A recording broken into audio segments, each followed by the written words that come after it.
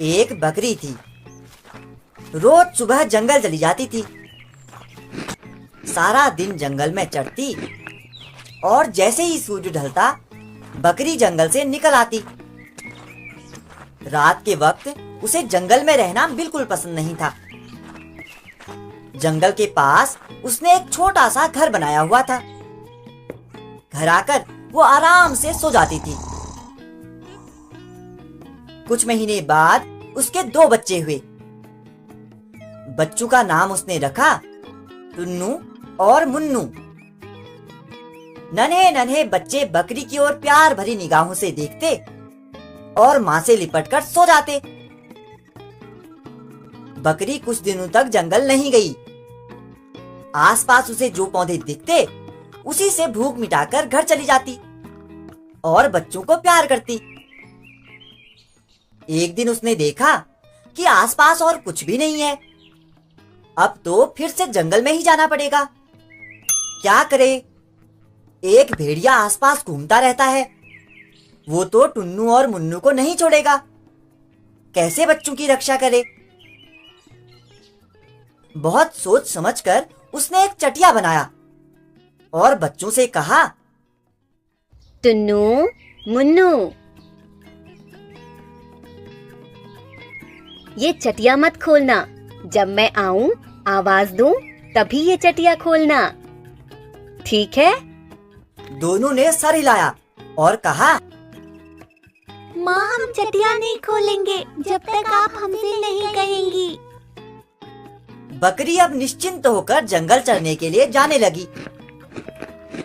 शाम को वापस आकर आवाज देती, टुन्नू चटिया खोल, मुन्नू चटिया खोल। टुन्नू और मुन्नू दौड़कर दरवाजा खोल देते और माँ से लिपट जाते। वो भेड़िया तो आसपास घूमता ही रहता था। उसने एक दिन एक पेड़ के पीछे खड़े होकर सब कुछ सुन लिया। आज का सवाल, 4 + 4 कितना होता है? अपना आंसर हमें कमेंट बॉक्स में जरूर लिखिएगा। तो ये बात है, बकरी जब बुलाती है तभी बच्चे चटिया खोलते हैं। एक दिन बकरी जब जंगल चली गई, भेड़िए ने इधर देखा और उधर देखा और फिर पहुंच गया बकरी के घर के सामने। उसने जोर से आवाज लगाई, टुन्नू चटिया खोल, मुन्नू चटिया खोल। टुन्नू और मुन्नू ने एक दूसरे की ओर देखा। इतनी जल्दी आज माँ लौट आई? चलो दरवाजा खोलते हैं। दोनों बड़ी खुशी खुशी चटिया के पास आए और चटिया खोल दी। भेड़िए को देखकर दोनों बच्चों की खुशी गायब हो गई। दोनों उछल उछल कर घर के भीतर छुपने लगे। भेड़िया कूदकर उनके बीच आ गया और दोनों को पकड़ने लगा। टुन्नू और मुन्नू रोते रहे, मिमियाते रहे, पर भेड़िए ने दोनों को खा लिया। शाम होते ही बकरी भागी भागी अपने घर पहुंची। उसने दूर से ही देखा कि चटिया खुली है। डर के मारे उसके पैर नहीं चल रहे थे। वो बच्चों को बुलाती हुई आगे बढ़ी। टुन्नू, मुन्नू। पर ना आया टुन्नू और ना ही आया मुन्नू। बकरी घर के भीतर जाकर कुछ देर खूब रोई। उसके बाद वो उछलकर खड़ी हो गई। ध्यान से देखने लगी जमीन की ओर। ये तो भेड़िए के पैरों के निशान हैं। तो भेड़िया आया था। उसके पेट में मेरे टुन्नू और मुन्नू हैं। बकरी उसी वक्त गई बढ़ई के पास और बढ़ई से कहा, मेरे सींगों को तीखा कर दो। क्या बात है? किसको मारने के लिए सींगों को तीखा कर रही हो? बकरी ने जब पूरी बात बताई तो बढ़ई ने उसके सींग अच्छे से तीखे कर दिए। बकरी अब एक तेल वाले के पास पहुंची। तेली से बकरी ने कहा, मेरे सींगों पर जरा तेल तो लगा दो। तेली ने जब कारण पूछा और बकरी ने पूरी बात बताई तो तेली ने उसके सींगों पर तेल लगाकर उन्हें अच्छे से चिकना बना दिया। अब बकरी तैयार थी। वो उसी वक्त चल पड़ी जंगल की ओर। जंगल में जाकर भेड़िए को ढूंढने लगी। कहाँ गया भेड़िया? जल्दी से उसे ढूंढ निकालना है। टुन्नू और मुन्नू उसके पेट में बंद हैं। अंधेरे में ना जाने उनको कितनी तकलीफ हो रही होगी। बकरी दौड़ने लगी, पूरे जंगल में छानबीन करने लगी। बहुत ढूंढने के बाद बकरी पहुंच गई भेड़िए के पास। भेड़िए का पेट इतना मोटा हो गया था। टुन्नू और मुन्नू जो उसके भीतर थे। बकरी ने कहा, मेरे बच्चों को लौटा दो। भेड़िए ने कहा, तेरे बच्चों को तो मैंने कब का खा लिया है। अब तू आ गई है तो तुझे भी खा लूंगा। मेरे सींगों को देखो, कितने तीखे हैं। तुम्हारा पेट फट जाएगा। जल्दी से बच्चे वापस करो। तू यहाँ मरने के लिए आई है? बकरी को बहुत गुस्सा आया। वो आगे बहुत तेजी से बढ़ी और भेड़िए के पेट में अपने सींग घोंप दिए। जैसे ही भेड़िए का पेट फट गया, टुन्नू और मुन्नू पेट से निकल आए। बकरी खुशी से अब दोनों को साथ लेकर घर लौट आई। अब एक नई कहानी जिसमें बकरी माँ अपने बच्चों को भेड़िए से नहीं बचा पाती। आगे देखिए। 3 प्यारे बच्चे टीटू, नूरा और जूली अपनी माँ जोधा के साथ एक जंगल में रहा करते थे। लेकिन वो जल्दी ही इतने बड़े हो गए कि उन्हें अपनी माँ का घर छोड़कर अपना खुद का घर बनाना था। माँ ने उन्हें बाय बाय कहा। वो तीनों अपना घर बनाने के लिए जंगल की तरफ निकल पड़े। अब उन्हें तलाश थी एक बढ़िया सी जमीन की। सभी को जल्द ही एक अच्छी सी जमीन मिल गई। सबसे छोटे बच्चे टीटू ने सोचा कि उसे भूसे का घर बनाना चाहिए, जो जल्दी बन जाएगा और उसे बनाने में मेहनत भी कम करनी पड़ेगी। उसने आसपास की घास इकट्ठी की और जल्दी जल्दी कम समय में सबसे पहले अपना भूसे का घर बना लिया। वो अंदर जाकर आराम से अपने बिस्तर पर सो गया। वहीं दूसरी बच्ची नूरा ने अपना घर पेड़ की सूखी टहनियों से बनाने का फैसला लिया। उसने सोचा मेरा घर भूसे के घर से ज्यादा मजबूत होगा। उसने पास में से ही पेड़ की सूखी टहनियां जुटाई और थोड़ी मेहनत करके अपने घर को बना लिया। जूली को भी पास में ही एक अच्छी सी जमीन मिल गई थी, लेकिन उसने सोचा मैं अपना घर पत्थर और मिट्टी से बनाऊंगी। वो भेड़िया मुझे इस घर के अंदर छू भी नहीं पाएगा। मिट्टी और पत्थर का घर बनाने में उसे 7 दिनों से भी ज्यादा का समय लग गया।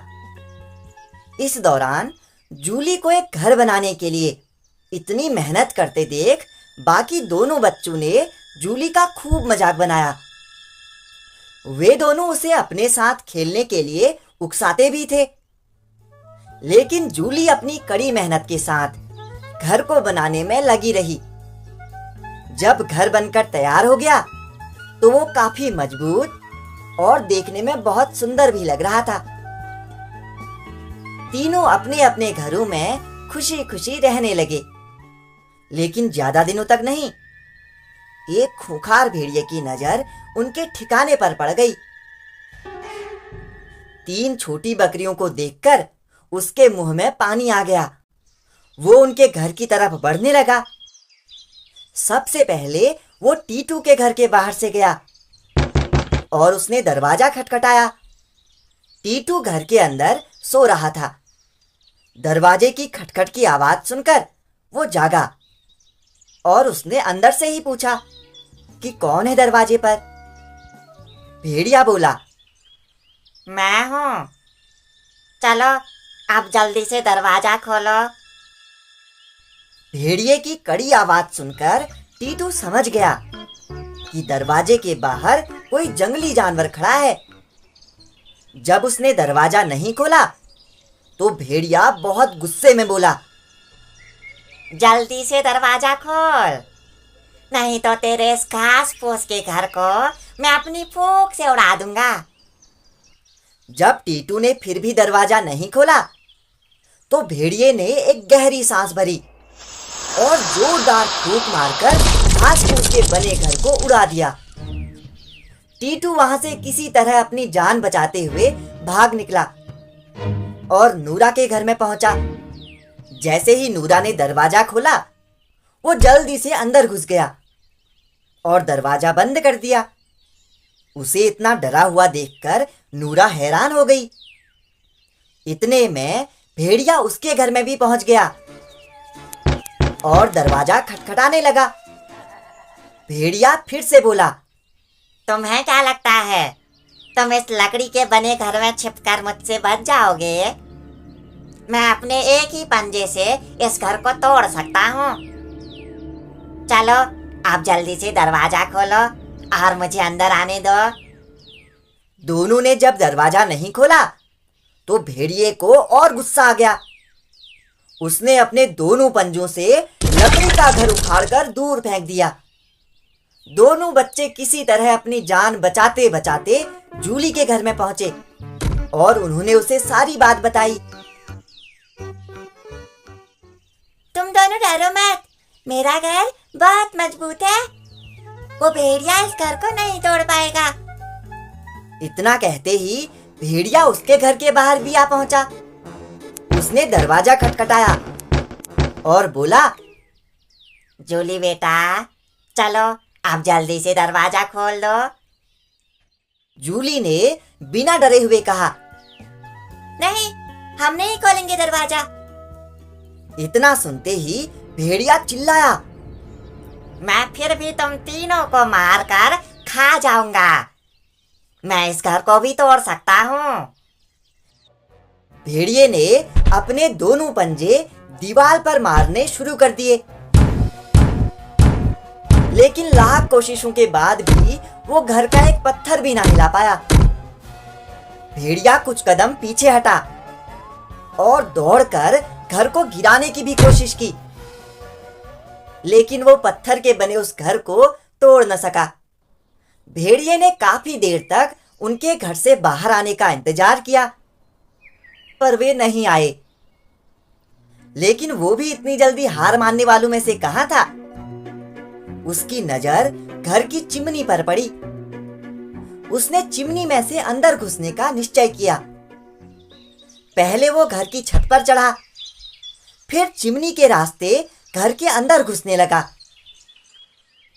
चिमनी के अंदर से आ रही आवाजों को सुनकर टीटू और नूरा और ज्यादा डर गए और रोने लगे। तभी जूली को एक तरकीब सूझी। उसने चिमनी के नीचे आग जलाई और एक बर्तन में पानी भरकर वहां पर उबलने के लिए रख दिया। भेड़िए ने जैसे ही चिमनी के अंदर से नीचे की तरफ छलांग लगाई, वो सीधे उस उबलते पानी में गिर गया। उसका शरीर बुरी तरीके से जलने लगा, तो वो तुरंत उस चिमनी से निकलकर जंगल की तरफ भाग गया और पलटकर फिर वहां कभी नहीं आया। इस प्रकार तीनों बच्चों को उस शातिर भेड़िए से छुटकारा मिल गया। इसके बाद वो कुछ समय बाद अपनी माँ के पास वापस लौट आते हैं। तो दोस्तों, अगर आपको ये कहानी पसंद आई हो तो वीडियो को लाइक करके जरूर जाना। धन्यवाद।